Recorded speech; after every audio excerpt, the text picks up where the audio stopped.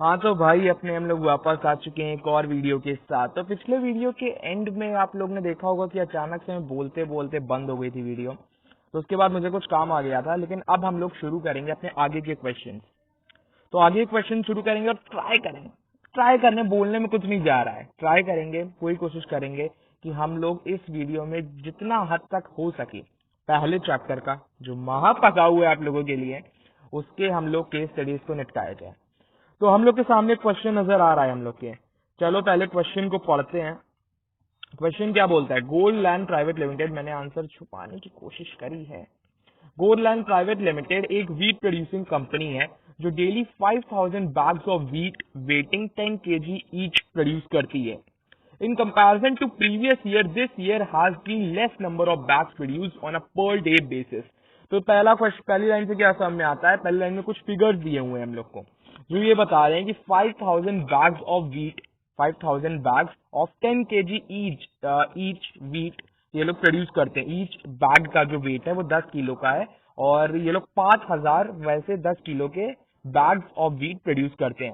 लेकिन इस साल क्या हो गया? इस साल वो आंकड़ा जो है वो थोड़ा गड़बड़ा गया और 5000 से 4500 तक, दैट इज 4500 तक आ गया, जो ऑब्वियसली 5000 से कम है। Company however has been able to reduce the cost. आ रहा है, कुछ आ रहा है दिमाग में, कुछ घुसा। कॉस्ट सुनते ही और काम पूरा नहीं हुआ सुनते ही मैनेजमेंट के पहले चैप्टर में कुछ दिमाग में आने लगता है। आगे पढ़ते हैं। The company has, however, been able to reduce the cost involved in comparison to last year's spending on the production and package of each bag. The quality of bags has not been up to the mark. Identify the concept of management ignored. तो सबसे पहले तो हम लोग इसी को हटा देते हैं कि हम लोग को आंसर की टेंशन लेने की जरूरत ना पड़े। अब थोड़ा उसको एनालाइज करते हैं।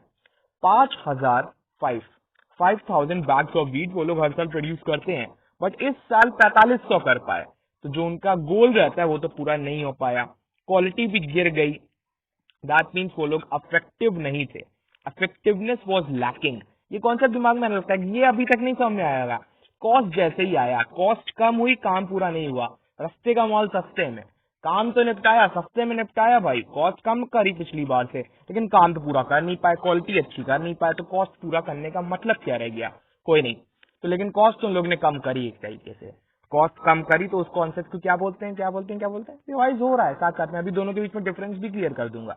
कॉस्ट कम होने वाले कॉन्सेप्ट को हम लोग बोलते हैं एफिशिएंसी। दैट इज हम लोग ने अपने जो काम था, टारगेट जो था वो कम कॉस्ट में करा, लेकिन टारगेट को कम कॉस्ट में करना था और टारगेट भी पूरा करना था, दोनों चीजें होनी चाहिए। कम कॉस्ट में तो कर दिया, that means we are efficient, but quality अच्छी नहीं हो पाई। जितना आउटपुट होना चाहिए था उतना आउटपुट नहीं हो पाया। That means we are not effective. Effectiveness lacking थी बट एफिशिएंसी थी। दोनों के बीच में डिफरेंस क्या होता है अभी क्लियर करते हैं। तो इफेक्टिवनेस का मतलब क्या होता है? काम को पूरा करना, क्वालिटी स्टैंडर्ड्स को मेंटेन करना। एफिशिएंसी का क्या मतलब होता है? कॉस्ट को कम करना, समय को कम करना। लेकिन आप लोग खुद दिमाग लगाइए, क्या ऐसा हो सकता है कि कोई एक अगर सही हो दूसरा नहीं सही हो तो काम सही हो जाएगा? मतलब आप लोग को अगर होमवर्क दिया गया है तो आप लोगों ने बहुत गंदी राइटिंग में किया, बहुत पूरा भी नहीं किया, लेकिन हाँ 1 घंटे में कर लिया। 50 क्वेश्चन दिए गए थे, आप लोग को लगभग 4 घंटे लगते हैं उसमें, लेकिन आप लोग ने 3 घंटे में 30 क्वेश्चन कर लिए, भी बहुत गंदी प्रेजेंटेशन के साथ। दैट मीन्स आप लोग ने काम तो किए, काम तो मतलब कम समय में तो किया, लेकिन काम पूरा नहीं कर पाए। तो अगर इसका उल्टा हो जाता, आप लोग को 50 क्वेश्चन दिए गए थे, 4 घंटे थे उसके लिए। या फिर आप लोग टेस्ट का एग्जांपल ले लीजिए, आप लोग को आपका स्कूल में जो बोर्ड होने वाले उसी के लिए इतनी पढ़ाई चल रही है, तो उसमें आपको 3 घंटे दिए जाते हैं। आपने 3 घंटे में करा तो, लेकिन कुछ क्वेश्चन छूट गए, प्रेजेंटेशन अच्छी नहीं हुई, तो बोर्ड वाला क्या सोचेगा? वैसे सोचता नहीं है इतने वहां पे लोग, लेकिन क्या सोच सकता है, क्या चीज आ सकती है उसके दिमाग में? उसके दिमाग में यही चीज आ सकती है कि बच्चा जो था एफिशिएंट तो था लेकिन अफेक्टिव नहीं था। कुछ कॉन्सेप्ट वो भी रिवाइज कर लेगा, भाई हमको इतना पढ़ाया है, हमको इतना पकाया है, खुद भी थोड़ा रिवाइज करे उसको, ठीक है। लेकिन इसका उल्टा अगर हो जाए कि आपने काम तो पूरा किया, लेकिन क्या बोलते हैं, टाइम ज्यादा लग गया, 3 घंटे ज्यादा तो ऐसे टाइम मिलता नहीं है आपको, लेकिन मान लीजिए कि आप लोग काम पूरा समय पर नहीं कर पाए, दैट इज अफेक्टिव थे आप लेकिन एफिशिएंट नहीं थे। क्लियर हो गया दोनों में डिफरेंस? केस स्टडी समझ में आ गई? आगे बढ़ते हैं, आगे बढ़ते हैं चौथे क्वेश्चन की तरफ। चौथा क्वेश्चन क्या बोलता है? चौथा क्वेश्चन बोलता है कि एक फ्लोर मैनेजर है, तो जूम करते हैं थोड़ा सा। एक फ्लोर मैनेजर है, बहुत ही अच्छा मैनेजर है, पहले ही बहुत अच्छी तारीफ कर दी गई है मैनेजर की, अपने सारे फंक्शंस को प्रॉपर तरीके से करता है, कॉस्ट को कम करने की कोशिश करता है और प्रॉपर यूटिलाइजेशन करने की कोशिश करता है रिसोर्सेज को, इसलिए हम लोग उसको अच्छा मैनेजर बोल रहे हैं। He directs all his staff members under him to follow the targets और उनको एडवाइस करता है to put their efforts in one direction to achievement of these targets। तो क्या बता रहा है इसमें, इसमें क्या बता रहा है कि जो मैनेजर है बहुत ही बढ़िया मैनेजर है, मैनेजर बहुत ही अच्छा है। और अच्छा क्यों है, क्योंकि वो अपने प्रॉपर रिसोर्सेज को यूटिलाइज करता है, जो उसके नीचे काम करते हैं, जो उसके सबऑर्डिनेट्स है, जो उसकी टीम है, जो उसका स्टाफ है, उनको क्या बोलते हैं, एक डायरेक्शन में फिर अपने एफर्ट्स को यूनिफाई करने को बोलता है और एडवाइस करता है, उनको टाइम टाइम पे एडवाइस देता रहता है, फॉलो अप करता रहता है कि लोग टारगेट देख रहे हैं कि नहीं देख रहे हैं। उसकी गाइडेंस में जो एम्प्लॉयज है उन्होंने एडमिट किया कि उन्होंने बहुत कुछ सीखा है, उन्होंने बहुत कुछ सीखा है, उन्होंने ये एडमिट किया। This has led to increase in their salaries. अब इंपॉर्टेंट क्या हाईलाइट करी जा रही है मैनेजमेंट की, ये देखते हैं।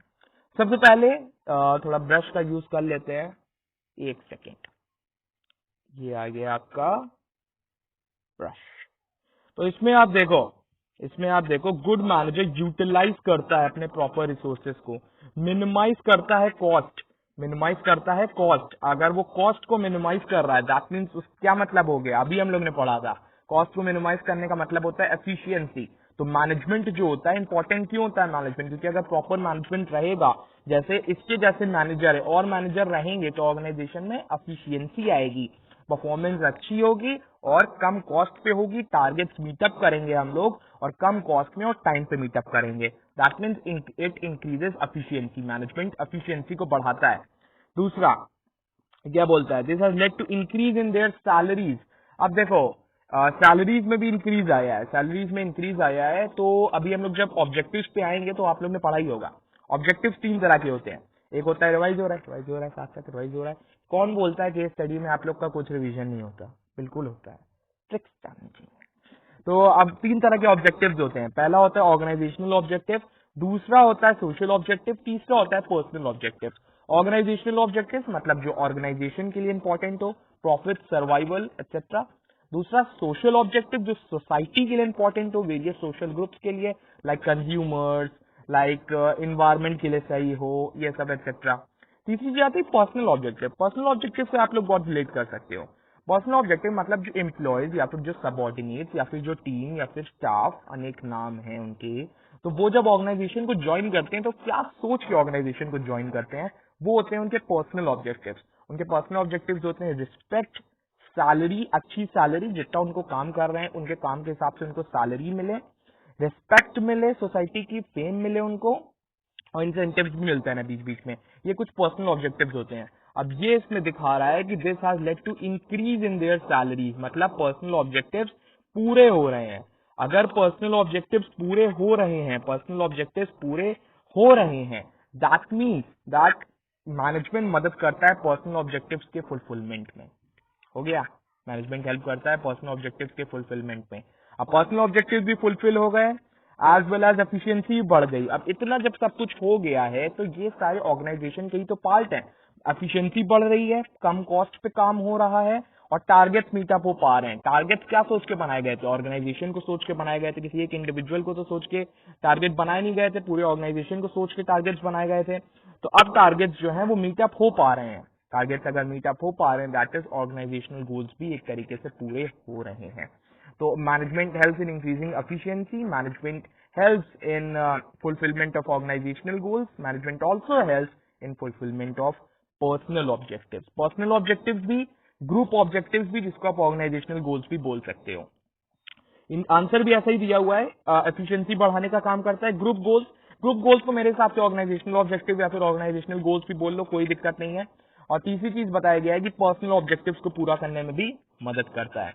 तो ये तीनों चीजें हो गई। मैंने जैसा बोला, आप पढ़ो जब ये क्वेश्चन, आंसर बनाने की कोशिश मत करो, आंसर बनाने की कोशिश मत करो। प्रोफेशनल नहीं हूं लेकिन मैं बता रहा हूं, आंसर बनाने की कोशिश मत करो। इसमें जस्ट ये यूटिलाइजेस, ओहो, यूटिलाइज करता है प्रॉपरली, प्रॉपरली यूटिलाइज करता है, प्रॉपरली यूटिलाइज करता है रिसोर्सेज को, सैलरी उनकी बढ़ गई है, as well as achievement of target, achievement of target, group goals या फिर ऑर्गेनाइजेशनल गोल्स भी पूरे हो पा रहे हैं। तो इससे आपको ये क्लियर हो गया कि जब भी केस स्टडी को अप्रोच करना बहुत ज्यादा इंपॉर्टेंट है। आंसर निकालना कोई बड़ी बात नहीं है, कोई भी आंसर निकाल सकता है, आपको आता भी सब कुछ होगा, लेकिन आप देख के डर जाओगे कि अरे इसमें डेफिनेशन नहीं पूछी, मुझसे डायरेक्ट नहीं पूछा, इनडायरेक्टली पूछ रहा है। तो भाई इनडायरेक्टली भी अगर पूछ रहा है ना, तब भी आप लोग को कोई प्रॉब्लम नहीं होगी। जस्ट आप लोग को पॉइंट्स जो आप लोग को रिलेट कर पाए जिससे, तुरंत उसको अंडरलाइन मार लो, एज इजी एज दैट, कोई प्रॉब्लम फेस नहीं होगी। ठीक है भाई, आ गया समझ में? आगे बढ़ते हैं। Let's move forward to the fifth question. और देखते हैं फिफ्थ क्वेश्चन क्या है। फिफ्थ क्वेश्चन है एबीसीडी नाम कैसे हैं यार, मतलब हम लोग 12th स्टैंडर्ड में आ गए, अभी तक एबीसीडी कंपनी, भाई कोई रियल कंपनी का नाम दे दो, रिलायंस वाले का नाम दे दो, एबीसीडी। चलो एबीसीडी भाई ये कंपनी है जो डील करती है providing car services. Car services मतलब इंश्योरेंस हो सकता है, कार की सफाई वगैरह, ये सब उसको मतलब खराब हो जाती है तो रिपेयरिंग वगैरह सर्विसेज, तो जस्ट मैं ऐसे ही बता रहा हूँ, प्रोवाइड कर सकती है एट होम और ऑन रोड। और उसके बहुत सारे डिपार्टमेंट्स हैं। अब यहीं से आप एक पॉइंट तो अंडरलाइन कर लो, तो इसके बहुत सारे डिपार्टमेंट्स हैं, जैसे मैंने बोला approach approach approach approach, different departments, different departments हैं उसके, बहुत सारे डिपार्टमेंट्स हैं उसके। दैट इज क्या हो गया, डिफरेंट डिपार्टमेंट्स के बीच में क्या होना जरूरी है, आगे देखते हैं। In company like human resource department है, मार्केटिंग है, फाइनेंस है, रिसर्च एंड डेवलपमेंट है, ऑपरेशंस है, इतने सारे डिपार्टमेंट्स हैं इसके। टॉप मैनेजमेंट क्या है, टॉप मैनेजमेंट है जो कंपनी की ट्राई करती है कि बेस्ट, एक मिल गया अपने को कीवर्ड। अब अगर देखा है आप लोग ने एनसीईआरटी किताब को या फिर कोई भी किताब को, तो ये कीवर्ड से आपका काम हो जाएगा। थोड़ा सा छुप गया है, फिर से अंडरलाइन करते हैं, जस्ट अ मिनट। ये देखो, synchronise, synchronise, coordinate, just keyword मिला, कीवर्ड मिला, एक दो कीवर्ड्स मिले, एक डिफरेंट डिपार्टमेंट्स, एक डिफरेंट डिपार्टमेंट्स और एक सिंक्रोनाइज, दो कीवर्ड्स मिल गए, इससे अपना काम हो जाएगा। आगे बढ़ते हैं। बेस्ट पॉसिबल कोशिश करती है जो कंपनी एबीसीडी कंपनी, बच्चों की कंपनी लगती है, कार सर्विसेज कहाँ प्रोवाइड कर रही है, remote control car services provide करनी चाहिए, ऐसा जो नाम है यार। ठीक है, कार सर्विस डिफरेंट डिपार्टमेंट्स। आगे देखते हैं, आगे क्या है अपने पे, आगे थोड़ी सी शक्ल हटा है अपनी अजीब सी। आगे देखते हैं बेस्ट पॉसिबल मैनर में, तो रिजल्ट जो है वो, उससे रिजल्ट क्या आया, एफिशिएंसी बढ़ी और गोल्स को हम लोग अचीव ज्यादा अच्छे तरीके से कर पा रहे हैं। हाउएवर जैसे टाइम बढ़ा, देखो एफिशिएंसी बढ़ी, इसको भी अंडरलाइन कर लो, उतना इंपॉर्टेंट नहीं है, लेकिन आप अंडरलाइन कर लोगे तो आप लोग को बहुत अच्छे से समझ में आएगा, बहुत अच्छे से समझ में आएगा। एफिशिएंसी बढ़ी और गोल्स को भी हम लोग पूरा कर पा रहे हैं, गोल्स को भी पूरा कर पा रहे हैं और एफिशिएंसी बढ़ी है। लेकिन जैसे टाइम बीता, टाइम बीतता है, टाइम बीता, साइज ऑफ कंपनी, देखो साइज ऑफ कंपनी का मतलब ये नहीं है कि कंपनी जिस बिल्डिंग में थी उसका साइज बहुत बड़ा हो गया, इसका मतलब ये है कि कंपनी टाइम के साथ बहुत ग्रो करी है, बहुत जगह पे आउटलेट्स खुले हैं, बहुत सारे कस्टमर्स बने हैं, अच्छी खासी फंडिंग मिली है। ये आपके सिलेबस में नहीं है, लेकिन आप लोग को पता होना चाहिए, तो मुझे भी ज्यादा नहीं पता है टीचर की तरह कैसे साउंड करने लग जाता हूँ। With the passing of time the size of the company has grown and now there are, बहुत सारी ब्रांचेस है, यही मैं कह रहा था, बहुत सारी ब्रांचेस खुल गई, बहुत ग्रो कर गई है वो। सिंक्रोनाइजेशन, बार बार सिंक्रोनाइजेशन लिख रहे हैं आप, इस लोग कोऑर्डिनेशन मानना, सिंक्रोनाइजेशन मतलब एक साथ जोड़ के रखना, कोऑर्डिनेशन का भी वही मतलब, लेकिन डायरेक्टली आप लोग को यहाँ पे वर्ड नहीं देंगे ये लोग। The synchronization has turned more important with the increase in size of the company and the number of employees. The department heads of the company are specialists in their respective areas, and the top management tries to work with them not with authority but by respecting their views. बहुत सारे departments हैं, तो different departments में कोई finance है, उसमें financial experts हैं, marketing है, उसमें मार्केटिंग या फिर क्रिएटिव एक्सपर्ट्स हैं, प्रोडक्शन है जो बहुत एक्सपीरियंस है, जो बहुत टाइम से वो उसमें घुसा हुआ है। दैट मीन्स हम लोग मोटा मोटा कह सकते हैं कि जो स्पेशलिस्ट है वो अपने जॉब में घुसा हुआ है। ठीक है, तो अब टॉप मैनेजमेंट जो है वो उनपे पावर नहीं चलाती है, बल्कि क्योंकि जानती है कि वो स्पेशलिस्ट है, एक और कीवर्ड मिल गया, स्पेशलिस्ट है, तो उनके क्या बोलते हैं, स्पेशलिस्ट है, इस वजह से उनके ऊपर अथॉरिटी चलाएंगे तो ईगो क्लैशेस वगैरह हो सकते हैं, इस वजह से हम लोग अथॉरिटी नहीं चलाएंगे, उनके व्यूज को रिस्पेक्ट करेंगे, और अगर वो ऑर्गेनाइजेशन के हित में होंगे तो बिल्कुल फॉलो करेंगे। Ego clashes are avoided to ensure smooth functioning of the organisation. Identify the concept of management highlighted by write the two benefits highlighted in the above paragraph. तो देखो भाई, ये तो हम लोग को पहली कुछ 4-5 लाइनों से ही पता चल गया था कि क्या बोलते हैं, क्या है ये कॉन्सेप्ट। ये क्वेश्चन में ही आंसर छुपा हुआ रहता है। सिंक्रोनाइजेशन सिंक्रोनाइजेशन बार बार लिखा हुआ है। इन सिंक्रोनाइजेशन का मतलब क्या होता है? कोऑर्डिनेशन ही मतलब होता है उसका भी, बार बार लिखा हुआ है, लेकिन मतलब उसका क्या है? मतलब उसका कोऑर्डिनेशन ही है। चलो आगे बढ़ते हैं। कोऑर्डिनेशन हम लोग को कॉन्सेप्ट तो पता चल गया, क्या दो बेनिफिट्स हो सकते हैं? अब ये भी आप लोग बोलोगे, क्या बोलते हैं, अरे नहीं यार, आप कक्कड़ ने तो बोला था कि क्या बोलते हैं, याद नहीं करना पड़ेगा, ऐसे ही सब हो जाएगा। रुको जरा, सब्र करो। अब देखो, क्या आप लोगों को चीजें दे दी गई हैं। इसमें इसमें क्या लिखा था? इसमें क्या लिखा था? Just a minute. ये देखो, ego clashes are avoided. Ego clashes avoid हो रहे हैं। ईगो क्लैशेस अवॉइड हो रहे हैं, तो इस कॉन्सेप्ट से क्या फायदा हो रहा है? ईगो क्लैशेस अवॉइड हो रहे हैं। दैट मीन्स हार्मोनी आ रही है। डिस्प्यूट्स, अगर हम लोग बोलेंगे थोड़ी टेक्निकल लैंग्वेज में, तो डिस्प्यूट्स नहीं हो रहे हैं। यहाँ पे कुछ भी आंसर लिखा हो, आप लोग को खुद पे कॉन्फिडेंस रखना है। यहाँ पे तो बुक का आंसर ही लिखा रहेगा, लेकिन आप लोग को क्वेश्चन में से आंसर निकालना है। क्वेश्चन में से आंसर निकालना है। Ego clashes are avoided to ensure smooth functioning of the organisation. Ego clashes avoid हो रहे हैं to ensure smooth functioning of the organisation. आ गया समझ में? ठीक है। अब इसमें कुछ और भी लिखा हुआ था, रुक जाओ बताता हूँ। Number of employees departmental head of the company, या मिल गया। उसको भी अंडरलाइन करते हैं, उसको भी थोड़ा कलर बदल देना, बहुत टाइम से ब्लू हो गया। डिपार्टमेंट का स्पेशलिस्ट, स्पेशलिस्ट है और रिस्पेक्टिव एरियाज में स्पेशलिस्ट है। मतलब अपने सब्जेक्ट के बारे में वो लोग बहुत कुछ जानते हैं। अपने सब्जेक्ट के बारे में वो लोग बहुत कुछ जानते हैं और अपने सब्जेक्ट में वो स्पेशलिस्ट हैं। अपने सब्जेक्ट में वो स्पेशलिस्ट है। तो इससे हम लोग को दूसरा बेनिफिट भी मिल गया कि कोऑर्डिनेशन से स्पेशलाइजेशन आता है। लेकिन स्पेशलाइजेशन आने का कोई फायदा नहीं है अगर उनमें डिस्प्यूट्स होने लगी तो कोऑर्डिनेशन दो तरह से मदद करता है। पहला तो हो गया कि डिस्प्यूट्स को अवॉइड करने में मदद करता है, या फिर पहला आप लोग बोल सकते हो कि स्पेशलाइजेशन लेकर आता है। बहुत सारे डिपार्टमेंट्स में जब वो ऑर्गेनाइजेशन बट गई हैं, ऑर्गेनाइजेशन में बहुत सारे डिपार्टमेंट्स बट गई है, finance department, marketing department, production department, बहुत सारे डिपार्टमेंट्स में ऑर्गेनाइजेशन बढ़ गई है। तो उस डिपार्टमेंट्स में कौन है? उस डिपार्टमेंट्स में उस डिपार्टमेंट के या फिर उस फंक्शन के एक्सपर्ट्स बैठे हुए हैं। कोऑर्डिनाइजेशन में क्यों बोल रहा हूँ, कोऑर्डिनेशन से क्या फायदा हो रहा है? कोऑर्डिनेशन से फर्स्ट पॉइंट स्पेशलाइजेशन आ रहा है। तो कम स्पेशलाइजेशन से क्या फायदा होता है? स्पेशलाइजेशन का फिर मतलब क्या होता है? स्पेशलाइजेशन का मतलब होता है जिस स्किल में आप परफेक्ट हो, आपको वही स्किल करने को मिली है, तो इससे आप कम एफर्ट्स में भी ज्यादा अच्छा काम कर सकते हो। जैसे मुझे एडिटिंग बहुत नहीं आती है, मुझे बहुत प्रॉब्लम होती है, लेकिन कुछ भाई ऐसे मेरे दोस्त हैं जो बहुत आसानी से काम कर लेते हैं। वही स्पेशलाइजेशन की बात है। दूसरी चीज बात करते हैं। स्पेशलाइजेशन तो हो गया भाई, लेकिन स्पेशलाइजेशन होने के बाद भी अगर ईगो क्लैशेस हो रहे हैं तो स्पेशलाइजेशन होने का फायदा क्या हुआ? कोई फायदा नहीं है। तो हार्मोनी लाने में मदद करता है कोऑर्डिनेशन, और डिस्प्यूट्स को अवॉइड करने में मदद करता है, जो इसी में आंसर दे दिया गया है। आई होप समझ में आ गया होगा। इसको मत देखो यार, इसमें चलो मैं आपको तब भी दिखा दे रहा हूँ, लेना है तो इसका भी स्क्रीनशॉट ले लो जो इसमें आंसर दिया हुआ है। इसमें आंसर दिया, when the organization grows in size, coordination plays an important role in synchronizing the activities, the number of employees and branch increases. बिल्कुल सही, ये बिल्कुल सही दिया गया हुआ है, लेकिन हार्मोनी, अगेन हार्मोनी लाएगा, एक डायरेक्शन में वर्क करेंगे तभी कुछ हो पाएगा। और दूसरी चीज जो इसमें दी है स्पेशलाइजेशन, वो मैंने बताई दिया आप लोग को, that cannot tackled by just unity of command. They have their own egos. Egos तो हर किसी में होते हैं। जो जिस स्पीड में एक्सपर्ट है वो दूसरे से उस स्पीड के बारे में सुनना नहीं चाहता है, दूसरे से उस स्पीड के बारे में एडवाइस नहीं लेना चाहता है।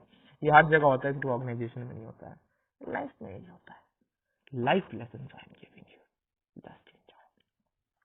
Here the best ways to tackle them is to ensure coordination. क्यों गलत बोलना है यार, मेरी इंग्लिश इतनी तो खराब नहीं थी यार, तो गौर कर रहे हो। Coordination, there ego clashes avoided to smooth functioning of the organization, या फिर इनडायरेक्टली बोल सकते हैं हार्मोनी लाने में मदद करता है और डिस्प्यूट्स अवॉइड करने में मदद करता है अगर प्रॉपर कोऑर्डिनेशन होगा तो। दूसरा, हम लोग स्पेशलाइजेशन लाने में मदद करता है, जैसे ऑर्गेनाइजेशन का साइज बढ़ता है वैसे कोऑर्डिनेशन और इम्पोर्टेंट होता जाता है। कुछ है यार, आज लग रहा है कोऑर्डिनेशन। अब सही बोला, देखो अब मैं गलत बोलने की कोशिश कर रहा हूँ, तब भी मैंने सही बोल दिया। आगे बढ़ते हैं। आगे क्वेश्चन है क्वेश्चन नंबर 6। हम लोग क्वेश्चन नंबर 6 तक आ चुके हैं। Come on. अब इसमें क्या बोलता है? अल्फा बीटा, देखो फिर वही दे दिया। अभी ABCD दे रहे थे भाई साहब, अब अल्फा बीटा दे दिया। अल्फा बीटा ने डिसाइड किया है कि वो परफेक्ट कोऑर्डिनेशन लाएगा in the various aspects of the company. वो फोकस कर रहे हैं synchronization of all the activities of the organisation.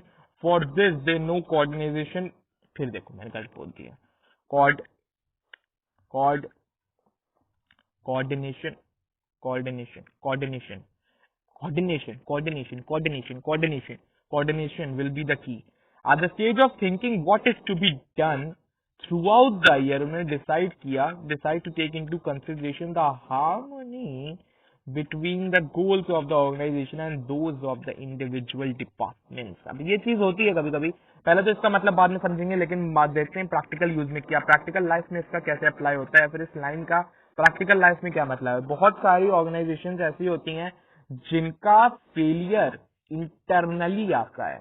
बहुत सारी ऑर्गेनाइजेशंस ऐसी होती है जिनका फेलियर, चाहे आप एयरलाइंस की बात कर लो, काफी एयरलाइंस थी, अपने विजय माल्या साहब की भी जो एयरलाइंस थी किंगफिशर, इंटरनली लोग उनको अपने बेनिफिट के लिए खराब करते जाते हैं।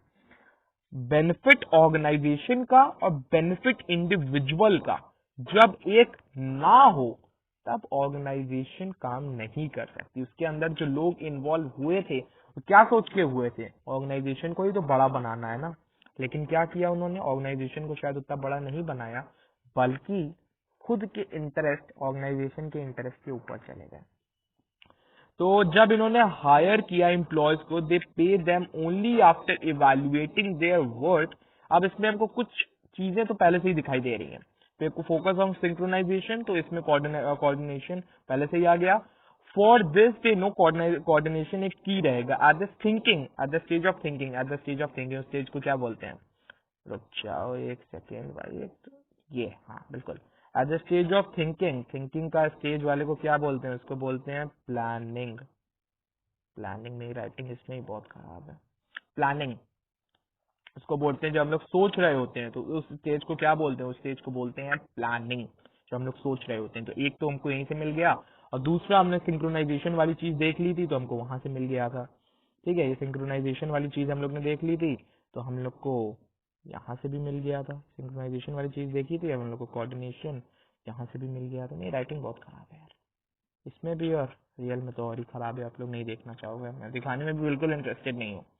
ठीक है, व्हेन दे हायर एम्प्लॉयज, अब वो लोग हायर कर रहे हैं एम्प्लॉयज को, अगेन वो लोग हायर कर रहे हैं एम्प्लॉयज को, वो लोग एम्प्लॉयज को हायर कर रहे हैं तो इसको हम लोग क्या बोलते हैं, स्टाफिंग।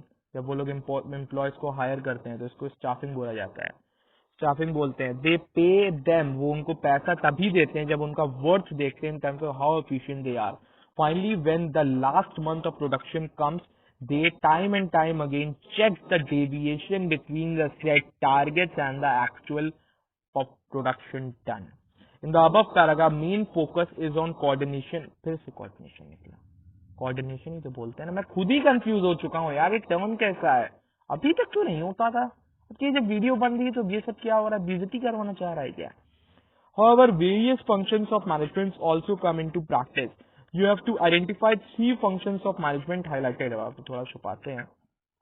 अब 3 functions of management जो हम लोग ने देखे, ऐसे ही हम लोग ने देख लिए थे।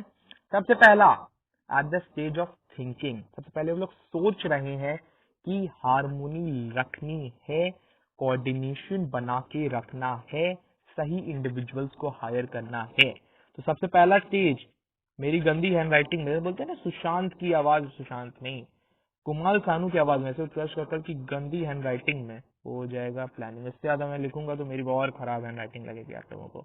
दूसरी चीज, प्लानिंग करने के बाद उन्होंने सोचा चलो हायर करते हैं लोगों को, हायर करने वाले स्टेज को क्या बोलते हैं, स्टाफिंग। तीसरी चीज, हायर करने की भी बात हो गई, लेकिन उन्होंने क्या बोला, हायर कर लिया उन्होंने, पैसा वो तब देंगे उनको जब देखेंगे कितना एफिशिएंटली उन्होंने काम किया है। मतलब प्रोडक्शन अगर एक बंदे को 1000 यूनिट्स की करना है तो उसने क्या 1000 यूनिट्स की प्रोडक्शन किया है या नहीं किया है। अब किया है तो ठीक है, नहीं किया है तो हम लोग रीजन ढूंढेंगे क्यों नहीं किया है और उस पर एक्शन लेंगे। इसको क्या बोलते हैं, ये होता है last function of management, that is control. That is controlling. Writing सही में बहुत खराब है यार। दैट इज कंट्रोलिंग, ये कंट्रोलिंग। तो 3 फंक्शंस ऑफ मैनेजमेंट क्या हो गए, पहला प्लानिंग, दूसरा स्टाफिंग, तीसरा कंट्रोलिंग। सब कुछ आपका रिवाइज हो रहा है, बाकी इसको मैं एक्सप्लेन भी कर देता हूँ। चलो, फंक्शंस ऑफ मैनेजमेंट क्या क्या होते हैं। पहला फंक्शन क्या होता है, पहला फंक्शन का क्या मतलब है, पहला फंक्शन होता है प्लानिंग, सोचना, thinking in advance what is to be done, कैसे करना है और कौन करेगा।